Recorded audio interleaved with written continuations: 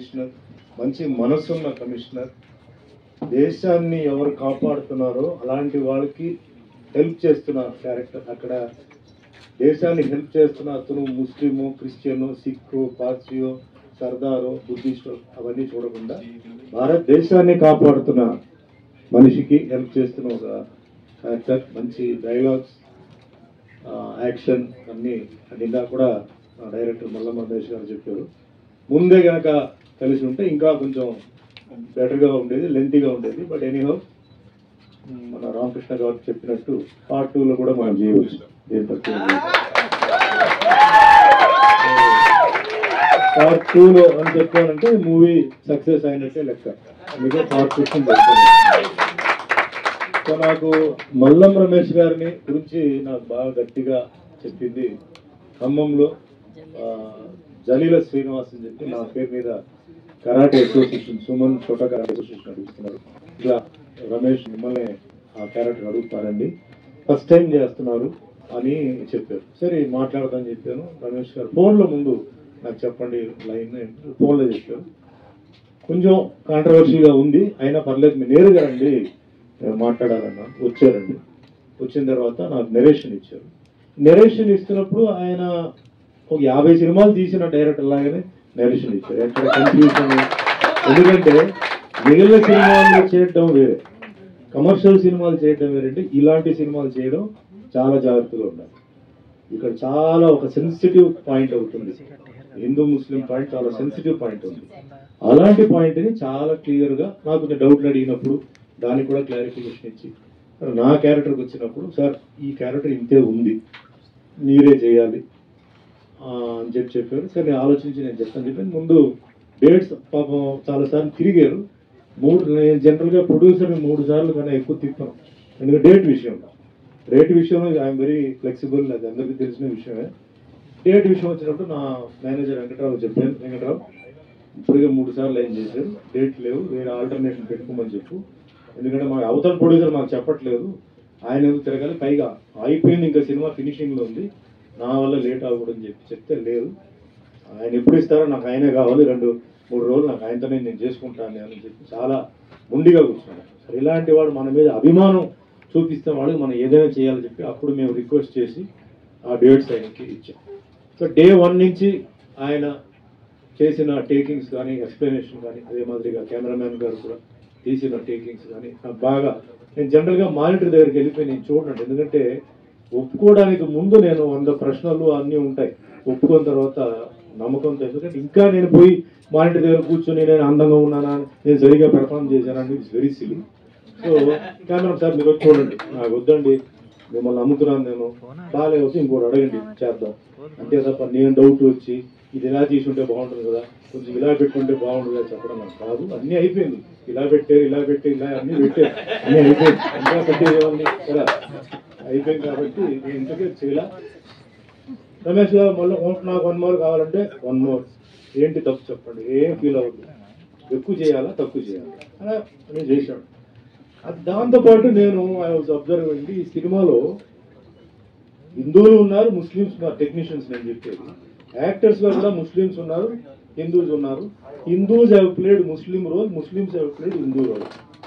అంటే అంత ధైర్యంగా వాళ్ళు చేశారు. ఎందుకు ధైర్యంగా చేశారంటే ఆయన చెప్పిన క్యారెక్టర్, ఆయన చెప్పిన కంటెంట్ అలాంటి ఒక కంటెంట్. అండ్ ముఖ్యంగా ఇందాక మనం చూసాం, మన సుద్దోల అశోక్ తేజ గారు రాసిన పాట అద్భుతంగా పిక్చరైజ్ చేశారు. డెఫినెట్లీ ఇది ఒక హెయిర్ రైజింగ్ సాంగ్, ఎందుకంటే ఇది చిన్న స్క్రీన్, బట్ బిగ్ స్క్రీన్లో చూసేటప్పుడు డెఫినెట్లీ ఒక హెయిర్ రైజింగ్ సాంగ్ అవుతుంది. అందరికీ డెఫినెట్లీ దేశభక్తి మీద ఒక మంచి ఫీల్ ఒకటి వస్తుంది. అలాగే డైలాగ్స్ కానీ అదని. అండ్ ఒట్టి ఏదో ఒక డాక్యుమెంటరీ సినిమా లాగా ఉంటుందని చెప్పేసి ఒక బ్యూటిఫుల్ అంకిత అని పెట్టారు. అంకిత బ్రహ్మాండ యాక్టింగ్ చేసింది, డాన్సింగ్ చేసింది, మంచి సాంగ్ కూడా, మూడు ఎలా ఉండాలి అని చెప్పేసి కూడా మిగతా యూత్ కూడా చెప్పింది. సో అంకిత దగ్గర ఏదైనా డౌట్స్ ఉంటే అంకిత దగ్గర యూత్ అందరూ ఆర్టిస్టులు అందరూ ఇక్కడ ముఖ్యంగా ఇక్కడ వచ్చిన మా లయన్ సాయి వెంకట్ గారు. ఈయన ప్రొడ్యూసర్, డైరెక్టర్, యాక్టర్. ఇప్పుడు చాలా జై శ్రీమన్నారాయణ సినిమా చేస్తున్నారు. దాదాపు 11-12 వేషాలు వేశారు. చూస్తే అలా ఉన్నాడు కానీ 12 వేషాలు వేశారు. ఆయనకి నా బెస్ట్ విషెస్. అలాగే ఇందాక చెప్పారు పితాని రామకృష్ణ గౌడ్ గారు, దుబాయ్లో ఆయన నంది అవార్డ్స్ ప్లాన్ చేశారు, నన్ను పిలిచారు, వెళ్ళారు. అక్కడ మలయాళం, తమిళ్ ప్రెస్ అందరూ వచ్చారు, అందరికీ ఎక్స్ప్లెనేషన్ ఇచ్చారు ఇట్లా చేయాలని చెప్పి. అంటే దుబాయ్లో అవార్డ్స్ పెట్టాలంటే Dubai is a happening place కాబట్టి దుబాయ్లో పెడితే అందరికీ వాల్యూ ఉంటుంది, మెమరబుల్గా ఉంటుంది. సౌత్ మొత్తం సౌత్ కంప్లీట్ సౌత్ ఇండియా పెడుతున్నారన్నారు. సో అలాగే మనం చేసాం. సో అంటే ఇండస్ట్రీలో వీళ్ళందరూ ఎందుకు ఇదంతా చెప్తున్నారంటే ఇండస్ట్రీ వీళ్ళందరూ ఇన్వాల్వ్ అయిన వాళ్ళు. ఈయనేమో నేను ప్రొడ్యూసర్, డైరెక్టర్, హీరో నేను రానని చెప్పట్లా, అదే మాదిరి నన్ను చాలా బిజీ అని చెప్పి రావట్లా. అందరూ సినిమాలకి వాటి ఇంటికి వస్తుంటారు, ఎంతోమందికి హెల్ప్ చేస్తారు. థియేటర్స్ విషయంలో ఈయన మన తుమ్మలపల్లి రామ్ సత్యనారాయణ గారు, ఆయన పాపం ఎక్కడ అవుట్డోర్లో ఉన్నారు, చేస్తుంటారు. సో అట్లా ఈ మంచి టీం ఇక్కడికి వచ్చింది, అన్ని okay. Now coming to the main point, మనం భారతదేశంలో మనందరూ we are not suffering from any viral disease or we are not suffering from anything else. We are suffering from a feeling of Hindu and Muslim feeling. ఇది ఇప్పుడు ఏమవుతుందంటే ఒక్కొక్క ఊర్లో ఒక్కొక్క matter జరుగుతుంది. పాకిస్తాన్లో జరుగుతున్న మ్యాటర్ని మనం ఇక్కడ చదివితే మనకు వేరే ఒక ఇంప్రెషన్ వస్తుంది. దుబాయ్లో జరుగుతున్న మ్యాటర్ అంటే ఎమిరేట్స్లో జరుగుతున్న మ్యాటర్ చెప్తే ఇంకోటి వస్తుంది. ఇంకోటి ఏం వస్తుందంటే చెప్పనా, దుబాయ్ అదే ఎమిరేట్స్ అనేది ఒక ముస్లిం కంట్రీ. ముస్లిం కంట్రీలో 1958లో Al Rashid Maktoum Hindu temple కట్టడానికి ఆయన పర్మిషన్ ఇచ్చి హిందూ టెంపుల్ కట్టారు 1958. ఎంత గొప్ప మనిషి, ఎంత గొప్ప మెసేజ్ ఇచ్చాడు. ఒక ముస్లిం కంట్రీలో ఒక హిందూ టెంపుల్ కట్టడానికి పర్మిషన్ ఇచ్చి అప్పటికే చేసి. నేను మొన్న దుబాయ్కి వెళ్ళాను, దుబాయ్ నుంచి అబుదాబీకి వెళ్ళాను. అబుదాబీలో ఆయన షేక్ అల్ నయాన్ 27 acres అక్షర్ధామ్ వాళ్ళు కట్టడానికి టెంపుల్ ఇచ్చాడు. టెంపుల్కి వెళ్ళాను, ల్యాండ్ ఫ్రీగా ఇచ్చాడు. అంత గొప్ప మనిషి అంటే మనసు ఆయన. వాళ్ళ నెక్స్ట్ తరం కూడా అదే చేస్తుంది. ఇది పక్కన పెట్టాడు. నేను నా ఫ్రెండ్ అంటే తిరుమల బ్యాంక్ చైర్మన్ చంద్రశేఖర్ అని చెప్పి మేము ఎయిర్పోర్ట్లో దిగాం. ఎయిర్పోర్ట్ దిగా లగేజ్ ఇంకా రాలేదు, ఆయన కొంచెం షాపింగ్కి వెళ్ళారు. ఒక 10 మంది యూత్ అండి, అబ్బాయిలు అమ్మాయిలు వచ్చారు. ఒక సెల్ఫీ మామూలుగా అడుగుతారు కదా, సెల్ఫీ అడిగారు.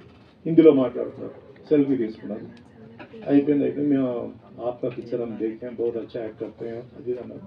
క్యాజువల్గా అడిగాను, आप कहाँ से आ रहे हैं? हम पाकिस्तान से आ रहे हैं. మనసులో వాడికే ఎటువంటి ఫీలింగ్ లేదు. మా ఇండియన్ తెలుసు, నేను ఇండియన్ యాక్టర్ అని తెలుసు, అన్నీ తెలుసు.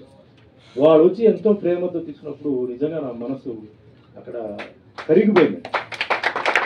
అనవసరంగా మనం ఏంటంటే లేనిపోని ఫీలింగ్ అంటే మెయిన్గా ప్రాబ్లం ఏంటంటే ఈ ఎలక్షన్స్ వచ్చేటప్పుడు టాపిక్ని అంటే ఒకరొకరు రెచ్చగొట్టడం, ఒకరి గురించి తప్పుగా చెప్పడం. మనందరూ కలిసి ఉన్నప్పుడు కూడా ఆ స్పీచెస్ వినేసిన తర్వాత మనలో కొంచెం గ్యాప్ వస్తుంది. మాట్లాడేవాడు మాట్లాడేసి వెళ్ళిపోతాడు, ఆయన హ్యాపీగానే ఉంటున్నాడు. బట్ మధ్యలో మన సఫర్ అవుతుంది. రిలీజన్ గురించి నేను ఒకటే చెప్తున్నానండి, నాకు ఒక్క రిలీజన్ చెప్పండి, నేను 500 సంవత్సరాలు ఇలాగే ఉంటాను, ఎటువంటి ఇబ్బంది లేకుండా, అంటే ఆరోగ్య ఇబ్బంది లేకుండా, తర్వాత కావాలంటే నేను ఎక్స్టెన్షన్ కూడా చేయవచ్చు అని నాకు ఒక రిలీజన్ చెప్పండి సార్, నేను ఇప్పుడే మారుతాను. ఇప్పుడే నేను హిందువే, నేను వెళ్ళిపోతాను. కుదరదు కదా, ఏ రిలీజన్ వల్ల కుదరదు.